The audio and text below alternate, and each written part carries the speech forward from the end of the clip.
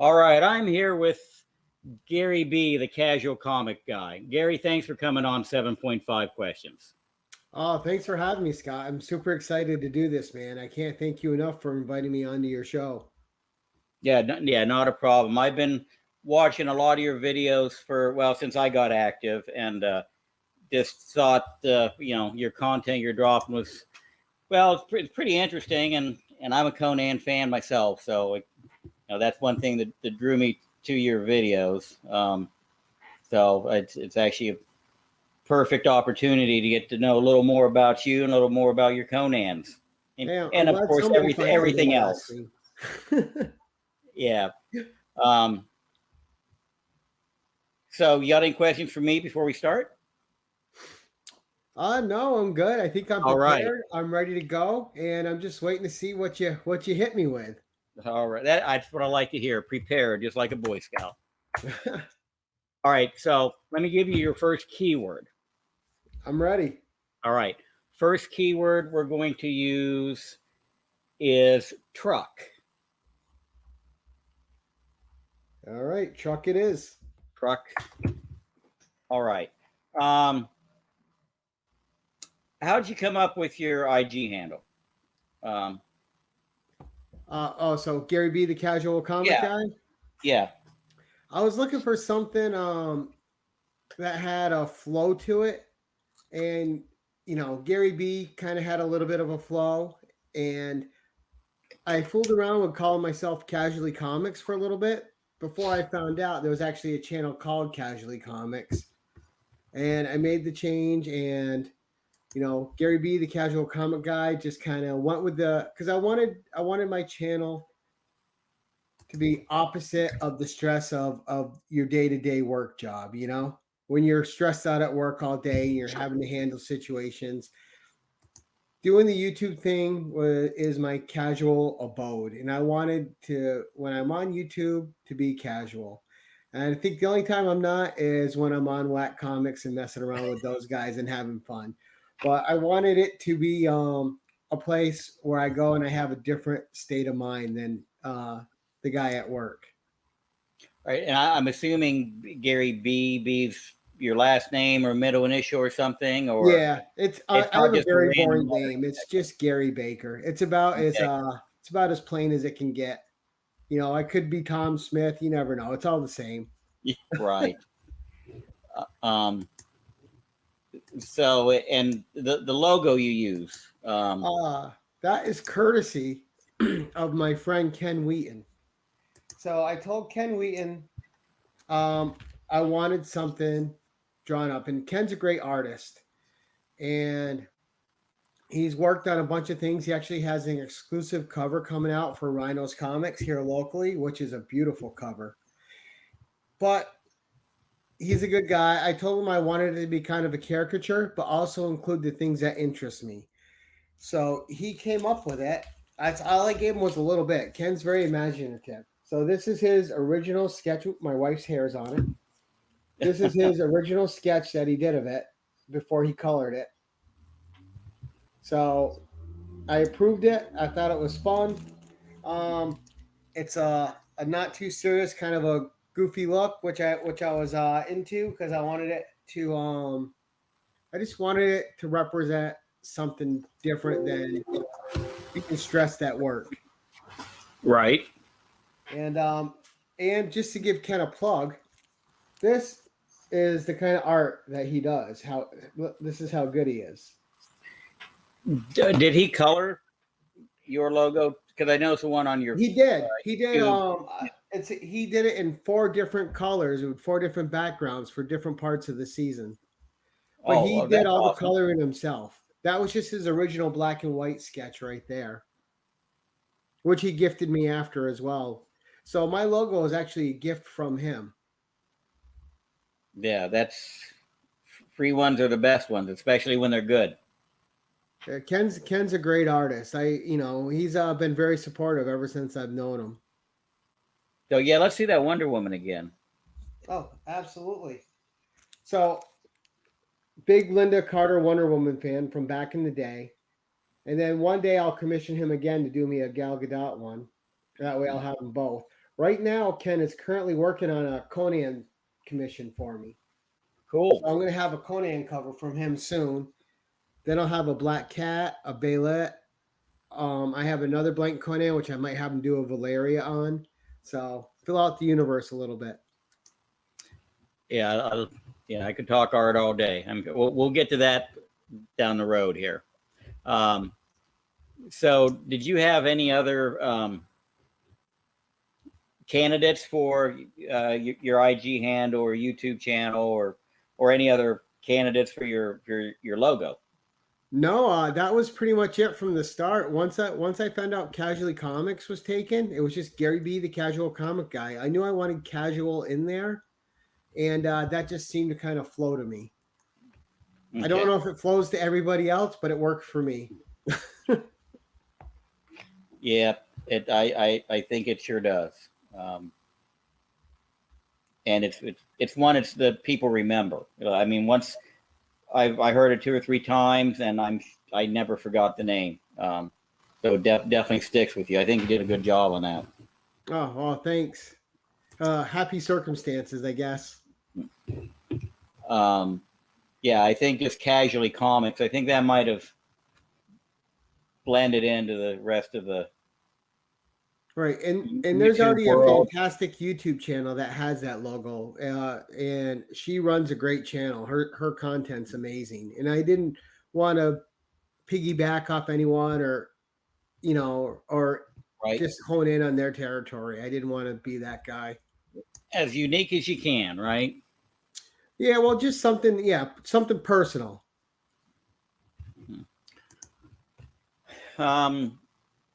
Okay, what was the first comic you remember reading? All right, the first comic I remember reading, and I'm sure it's not the first one I read, but the first one that really made an impact on me, and is right here. Conan the Barbarian, issue 58. This is the origin story, the first appearance of Baylet in comics, or Bailey, whichever way you want to pronounce it. That character fascinated me with her as her relationship to Conan, because she was literally the only character that Conan would curtail himself to and be submissive in any kind of way to. Now, he would only put up with so much, of course, but he would give in to Bailey quite a bit. And it was the strength of the character that drew me in. And it's that particular issue, 58, that introduced me to the world of Robert E. Howard. And then after that, I was reading all the original stories, but not just of Conan, also of Cull of Atlantis, also Solomon Kane, also Bran MacMorn, the Swordswoman, Dark Agnes. So just, and once you start reading those stories, they're so rich, they're so good, and the characters are so much fun, and it's just a brutal place to be in, but it's also a fun place to spend time in when you're just looking to chill. I got lost in the world, and I've been reading those stories every year since I got introduced to them. Right, and that's something you touched on in that very first video you did on your channel, was how it led you into the Howard world. Right. I don't remember my first video. I'm glad somebody watched it. Yeah. I bet it's horrible.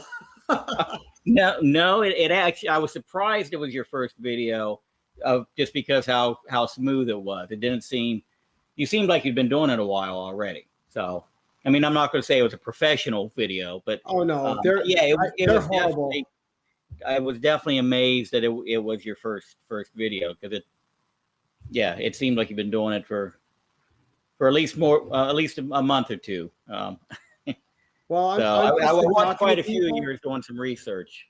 No, I was just I started the channel on a whim.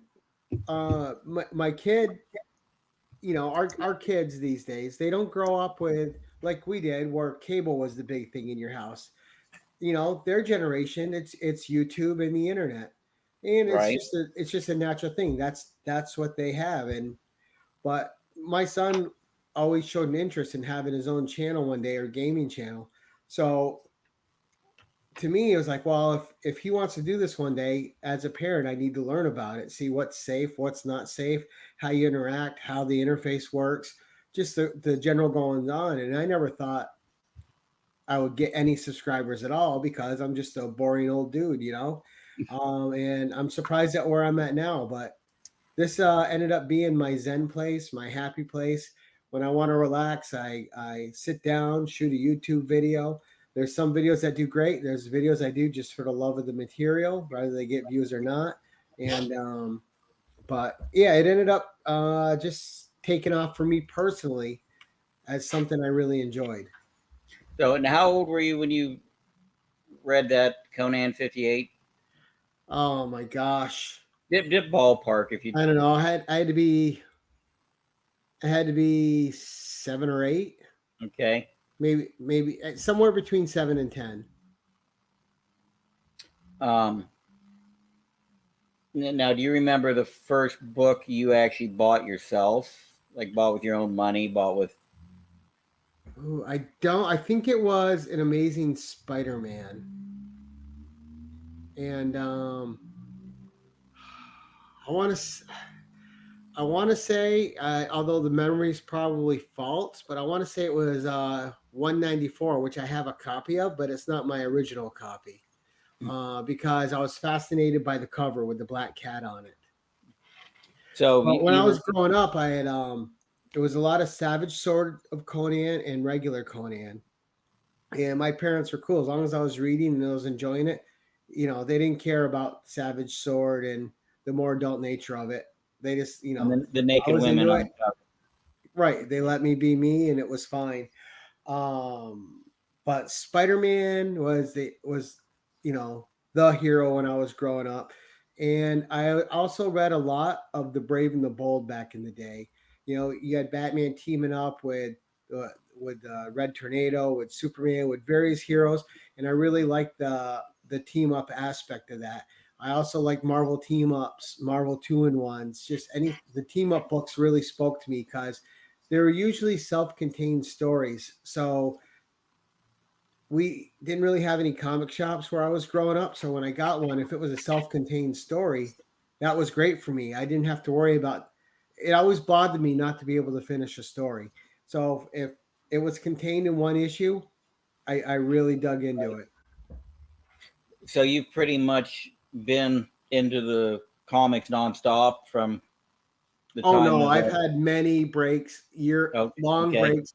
I've sold my collection twice and for dirt cheap, you know, books that would probably have paid for the house we live in easily, but you know, you can't regret that stuff as a collector of anything. You have stuff that passes through. It's just whatever's going on in your life at that time is, you know, I've moved a lot and just, you know, am I gonna move this stuff into another city, into another state? No. Am I gonna drag it all that way? Am I gonna and you know, you go through your stages in life. And you know, the one thing you learn is you can't let hindsight cripple you moving forward. What you had is what you had. What you don't have anymore is what you don't have anymore, and that's just a simple fact. Now you can look back and go, I wish I still had them, but you can't get fixated on it and let it affect your everyday. You're right. That'll definitely eat you up quick. You know, Um, regardless, I got to read all those books. So I had, and I'm a reader by nature, so I had the joy of reading them.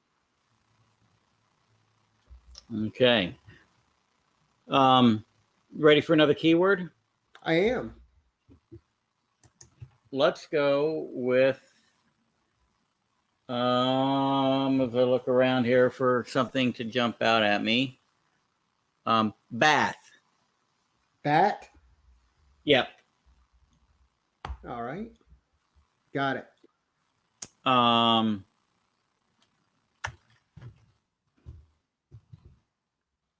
okay. Yeah, that ought to confuse you a little bit. But when it comes to your personal collection, and I'm pretty sure I know a couple of these answers already. What's your favorite age, genre, publisher, and title?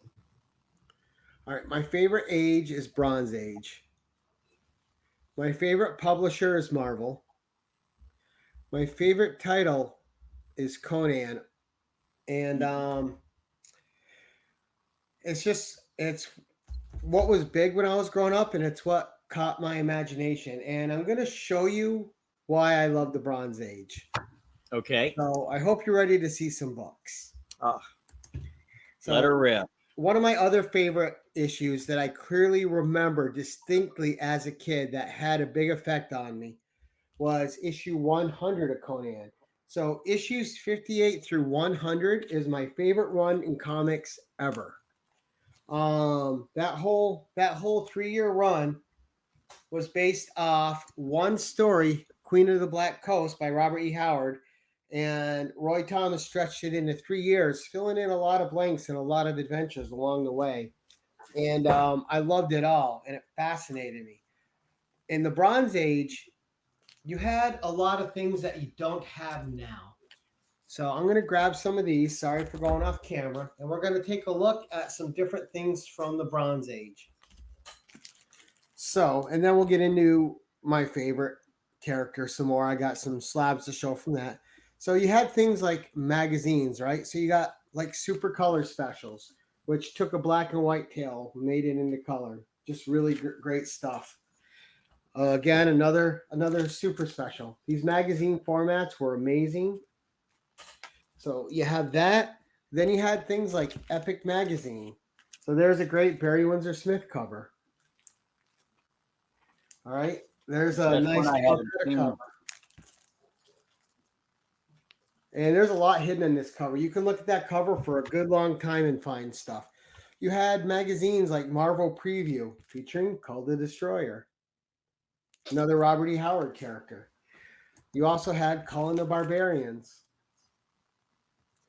This is all stuff that they don't make now, these magazines. You had Marvel Preview. Look at this. I mean, look at that great Neil Adams cover. Sci-fi goodness. All right. And then you had Gil Kane doing his own thing with Black Mark. And I also have the novel of it. But just really good stuff. Another great Barry Windsor Smith cover. Conan Saga, the reprint series. You had heroes you don't see that much now these days. You had Doc Savage, which is a property that is sadly neglected in this day and age, which is just could be incredible. Then you had great titles, right? Unknown Worlds of Science Fiction. Just with these incredible, and you had artists working on these that were just fantastic, just artists in their own right.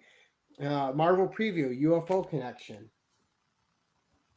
Just some cool stuff.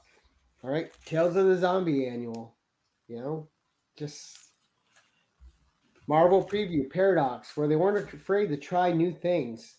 Where today everyone keeps going to the same well, and just how many different Batman titles are there? How many different Spider-Man titles are there? We need, new characters. And then you also had the Bronze Age, where it was the Marvel graphic novels, which were so great, like Hercules, Prince of Power, or Dreadstar. Or there was a bunch of Conan graphic novels. Right. And then you had great horror back in the Bronze Age, like Arena by Bruce Jones.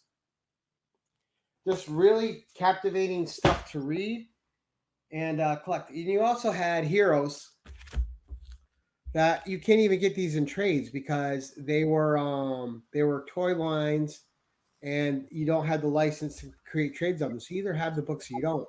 Titles like the Micronauts. All right.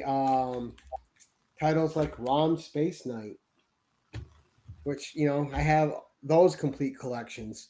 Some more Marvel Premiere. You had the Mark of Cain with Solomon Kane. Call the Conqueror. You got Skull the Slayer. And then you had comics getting into all sorts of crazy promotions back in the day, like this from I think this was from 80 or 81.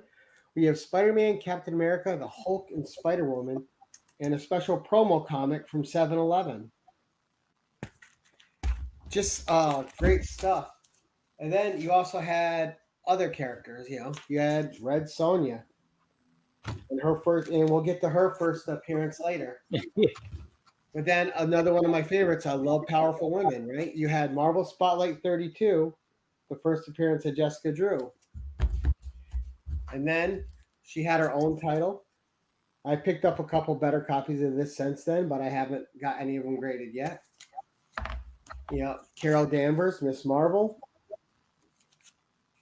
And you had offbeat comics that were coming out that didn't get the start they should have got and should have been around longer, like Atlas Comics with the Barbarians and Iron Jaw. Oh, for sure. Atlas had some good titles. Right? Shogun Warriors. Only lasted 20 issues. And you had classic team-ups too, like Tales to Astonish. Like you had great horror cover, like creepy horror covers.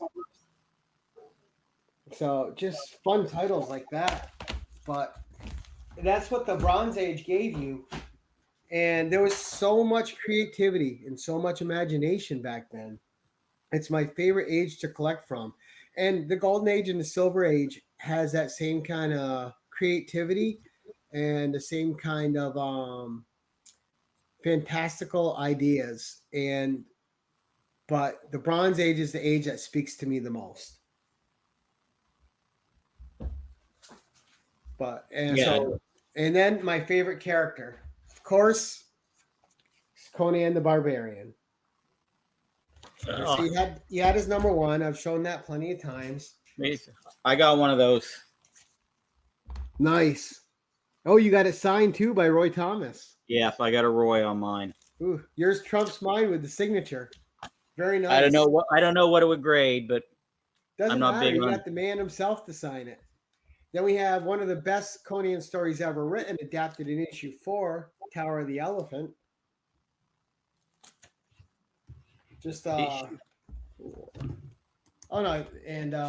One of my favorite covers of all time, and a great story based off the Frost Giant's daughter, was issue 16. I have a couple copies of this too, just like I have a couple copies of number 4.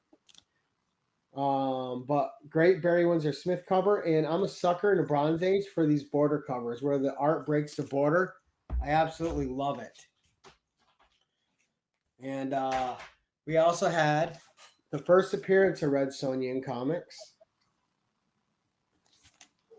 and then her first cover appearance. And this appearance on this outfit she's wearing on here is still my favorite Red Sonja outfit to date.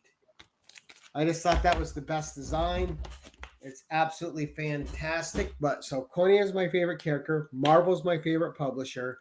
And the Bronze Age is my favorite time to read in. I guess I've never really thought about it. What genre would Conan be considered? It would be it kind of created its own fantasy sorcery, but it was low fantasy, Okay. Because high fantasy, you have a group of people out to accomplish a mission. Low fantasy is about the one person's struggle and what they're dealing with at the time. And the personal journey of Conan and characters like Red Sonja were always fascinating to me because it was they just refused to give up no matter what situation they were in. Their indomitable will to get through whatever was happening is what drew me to those characters. Oh, all right. Yeah, that's something I'm definitely going to have to add to my memory banks there on low fantasy. Low fantasy and high fantasy. Like Lord of the Rings would be high fantasy. Okay. You have a group out to accomplish a world mission, basically. Low fantasy and low high. Fantasy is more based on I'm making a note right now. Low fantasy and high fantasy. All right. I always love it when I learn things. All right. So if you could only read one age of book for the rest of your life, you'd read books for the Bronze. For sure. If you could only read one publisher, it would be Marvel. Yep. And one title would be Conan. Absolutely.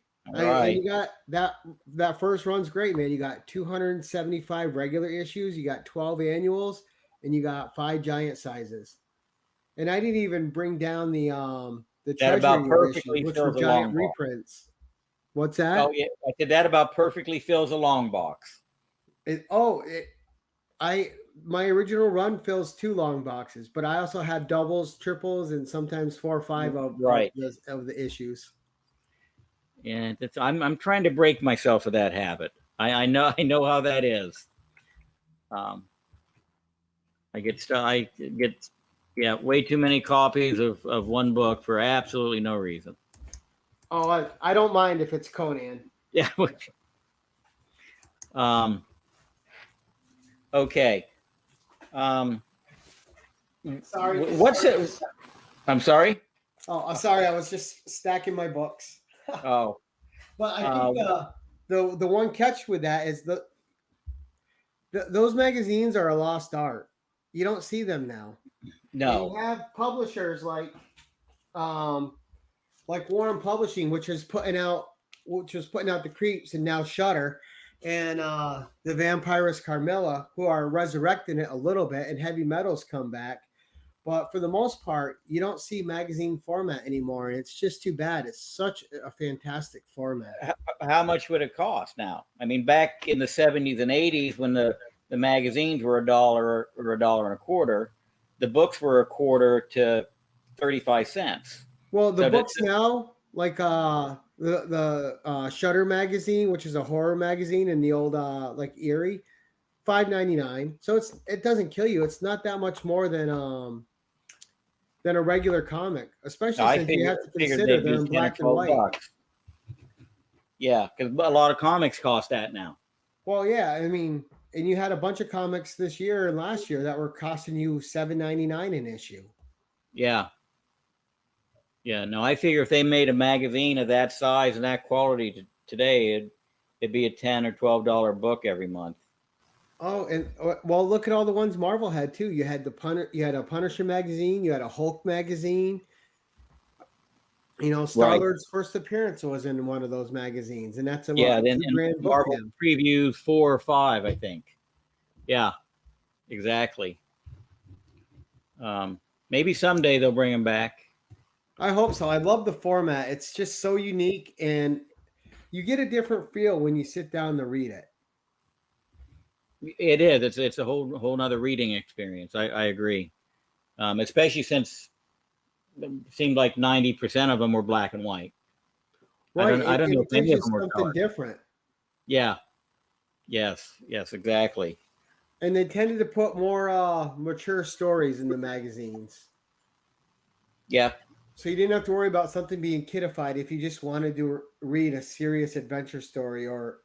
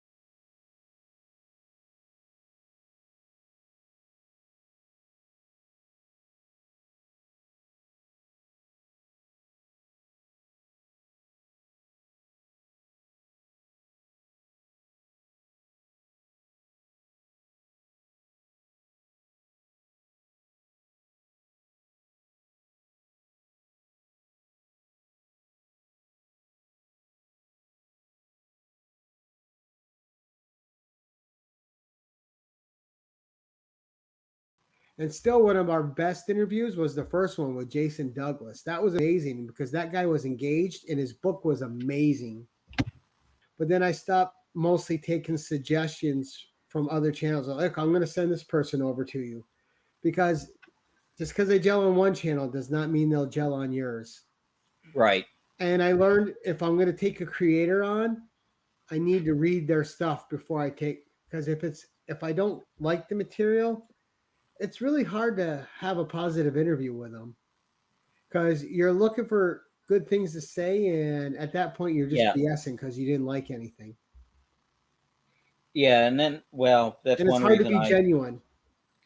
I couldn't do a creator. Well, there's a couple creators I could do, but they're ones I already know, right, and already have somewhat of a relationship with. But I couldn't, out of the blue, set up something with somebody and because I wouldn't have time to read their shit. Interviews, and they don't get a lot of views. Interviewing other YouTubers gets a ton of views, but interviewing creators, for whatever reason, you think it would get a bunch of views, and it doesn't. It's like people don't care who wrote it; they just want to read it.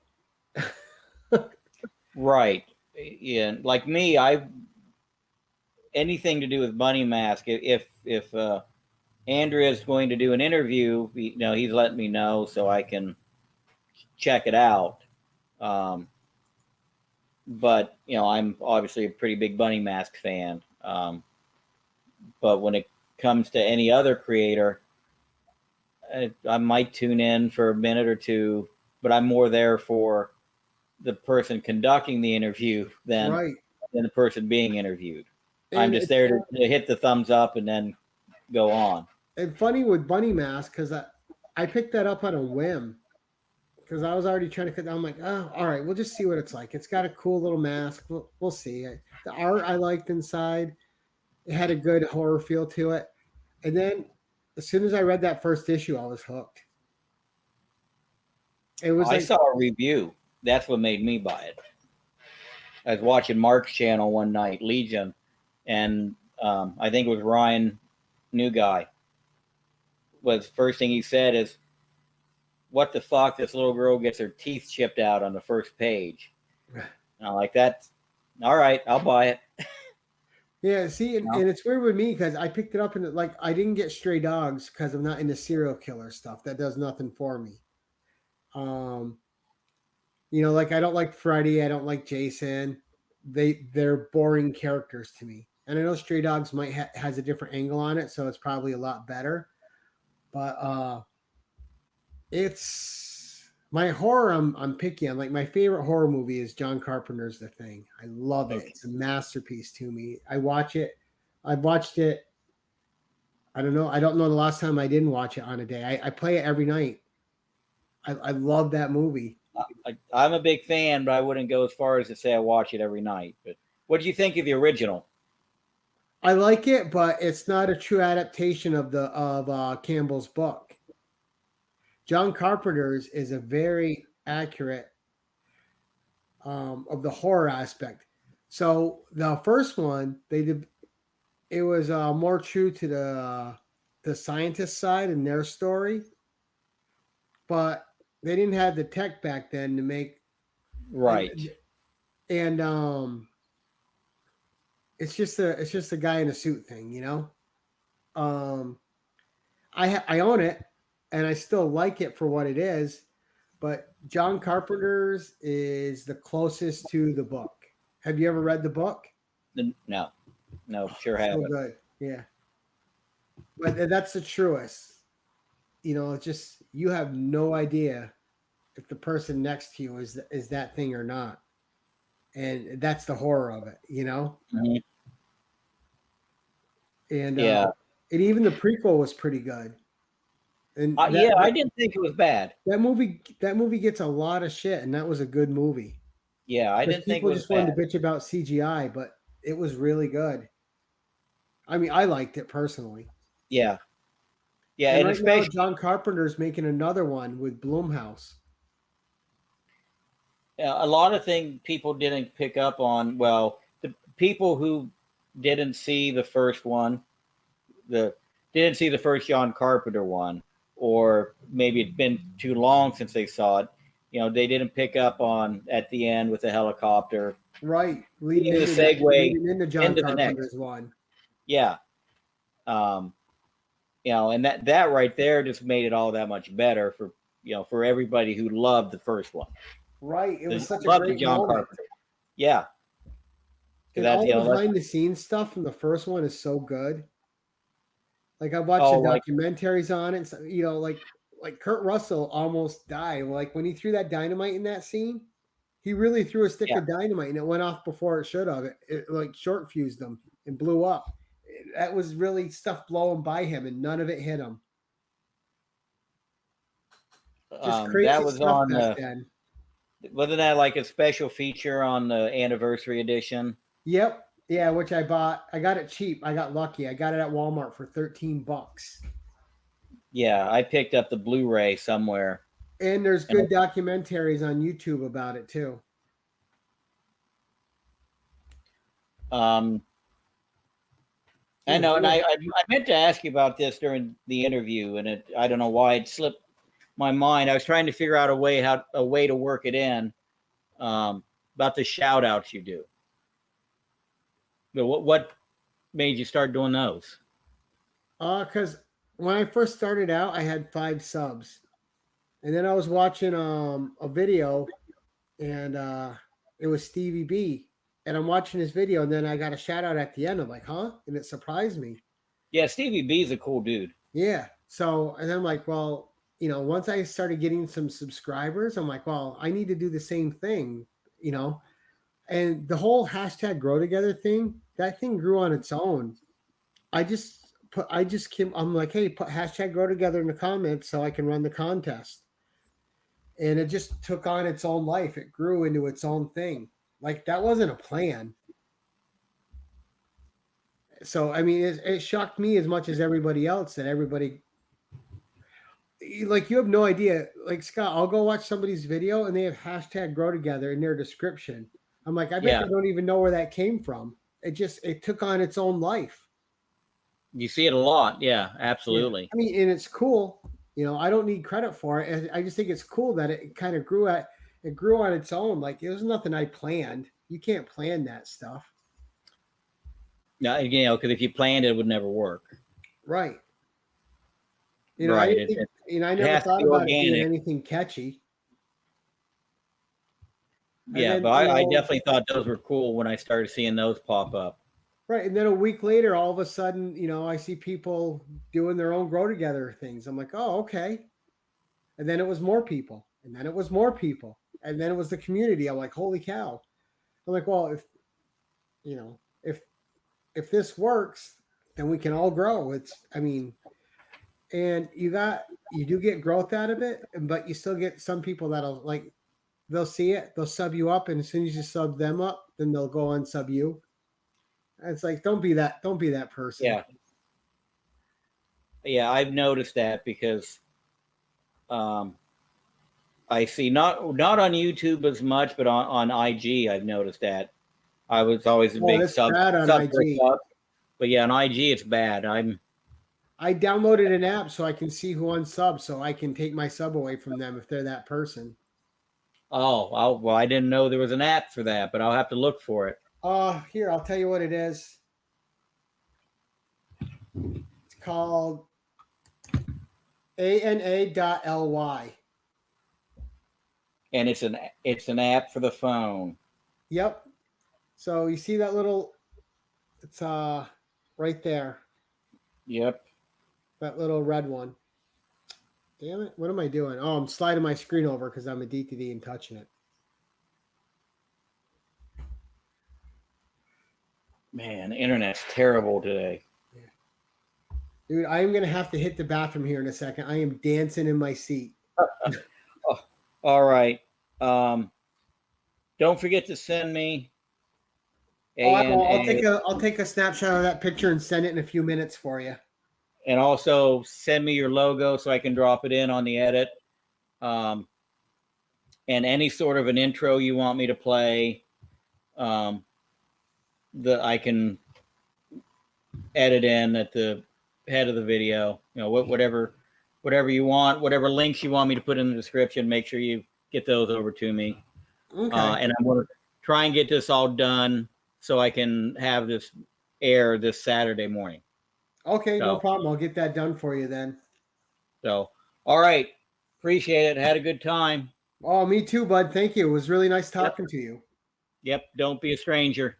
Absolutely not. All right. We'll talk to you later, Gary. All right. Have a good one, buddy.